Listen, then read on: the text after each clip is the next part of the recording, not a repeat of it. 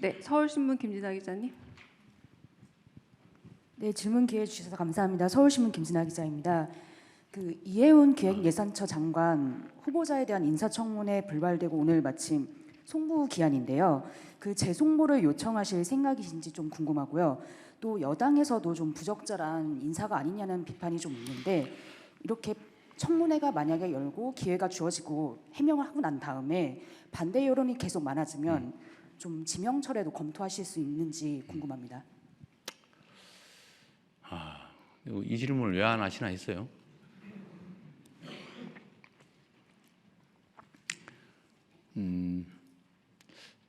참 어렵습니다. 제가 지금 어려운 일이 두 가지인데 좀 이따 얘기하시겠지만 검찰 개혁에 관한 논란, 또 소위 탕평 인사에 관한 이해운 지명자에 관한 문제, 이거 정말 어려운 주제 중에 하나입니다. 직설적으로 얘기를 하면 이해훈 지명자에 대해서 어떻게 할지는 아직 결정은 못했어요. 근데 아쉬운 거는 본인의 이야기를 공개적으로 들어볼 기회를 갖고 그 청문 과정을 본 우리 국민들의 좀 판단을 제가 들어보고 좀 그렇게 판단하고 싶었는데, 결정하고 싶었는데 그 기회마저 봉쇄돼서 본인도 아쉽겠지만 저도 참 아쉽습니다. 문제가 있어 보이긴 해요. 그리고 우리 국민들께서도 문제 의식을 가지시는 부분도 있습니다. 그리고 저로서도 아쉽기도 하죠. 그러나 그에 대해서 본인의 해명도 또 들어봐야 되는 거 아닌가요? 그게 공정하죠. 그리고 저는 이제 재판을 많이 참여하면서 평생 살아온 사람이라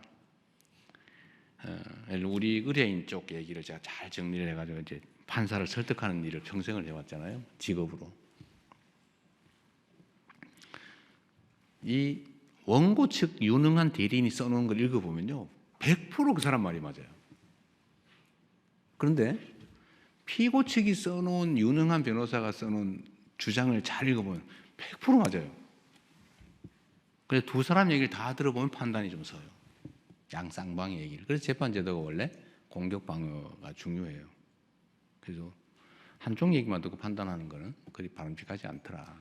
저는 하도 저 자신에 관한 이야기, 왜곡된 가짜를 많이 들어봐서 제가 그런 신념이 생겼어요.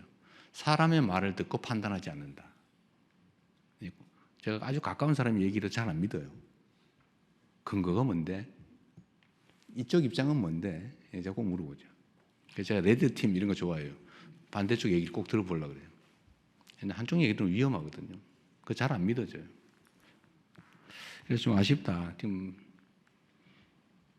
할 수 있으면 지금이라도 좀 해줬으면 좋겠는데 좀 어떨지 모르겠어요. 쉽지 않겠죠? 좀 시간을 두고 판단하겠습니다. 그런데 이거와 관련해서 좀 근본적인 얘기를 한번 하고 싶어요. 청와대의 검증에 문제가 있는 거 아니냐는 지적도 아마 하실 것 같아요. 문제가 있죠, 결론적으로. 부족하죠. 근데 그분이 진짜인지 아닌지 좀 가려봐야 되겠지만, 보좌관한테 갑질을 했는지 안 했는지 우리가 어떻게 합니까?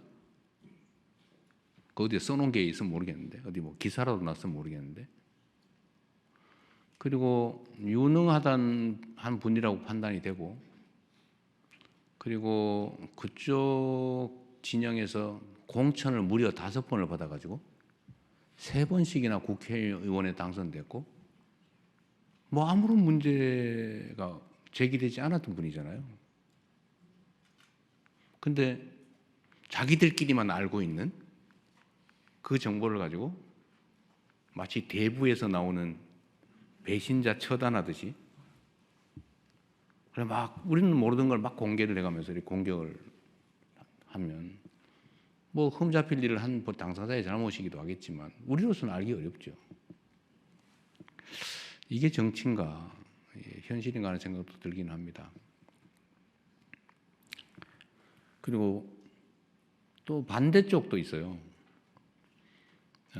아니 우리가 어떻게 만든 정권인데 그 중요한 자리를 왜 상대방한테 주는 거야? 섭섭해. 지지 처리할 거야. 이런 분도 계시죠. 그럼 이해가 되죠. 지금까지 그랬으니까. 그런데 대통령은 아마 노무현 대통령께서도 겪었던 참 큰 고민이고 어려움이었던 것 같아요. 뭐 제가 뭐 그렇게 하겠다는 건 아닌데 대통령은 당선될 때까지는 한쪽 진영의 대표인 게 분명한데 당선된 순간부터는 전체를 대표해야 된다. 이게 저희 확고한 생각이에요. 그러나 출신이나 그러니까 이를 대표하던 진영 또 그 진영의 가치, 지향, 신념 이런 건 변하지 않죠. 예를 들면 칼 쓰는 민족, 종족하고 활 쓰는 종족이 싸워서 칼 쓰는 종족이 이겼다고 해도 모두가 칼만 써 이렇게 할 수는 없잖아요. 필요하면 활도 쓰고 칼도 쓰고 창도 쓰고 그러는 거죠. 그래서 이 기본을 잃지 않되 모두가 함께 갈 수 있는 길을 최대한 찾아보자.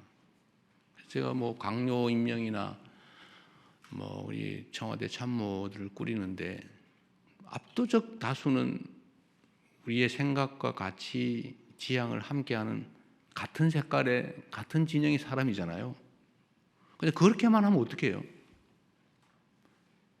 그래서 이제는 우리가 휘둘리지 않을 정도가 됐으니까 우리가 다른 의견도 좀 반영도 좀 하고 특히 경제 분야는 소위 보수적 가치가 또 보수적 질서가 또 중요한 측면도 있고 그래서 우리가 좀 점검을 해가면서 가자. 그리고 다양한 사람들의 목소리도 좀 듣자. 그리고 통합이라고 말만 하는데 실제로 좀 기회를 같이 조금이라도 나누어서 함께 하자. 그래서 한번 시도해 본 건데 이제 물론 뭐 소수가 있죠. 뭐 다른 장관도 계시고 다른 위원장도 계시고 뭐 참모들도 있고 하긴 한데 이번 이혜훈 장관 지명자 문제는 이렇게 극렬하게 저항에 부딪힐 줄은 몰랐습니다. 이 정도일 줄은 몰랐어요. 좀 어렵습니다. 어려운데 하여튼 우리 국민 여러분께서도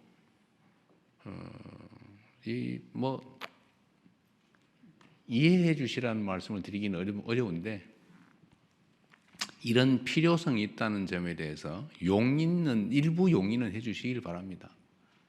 우리가 편을 갈라가지고 싸우긴 했지만 이제 싸움은 일단 끝났고 이제는 함께 모두를 대표하는 그런 통합된 나라로 가야 되고 그게 대통령이 해야 될 가장 중요한 직무인데 사실은 뭐 필요한 만큼 못하고 있다고 저는 생각합니다.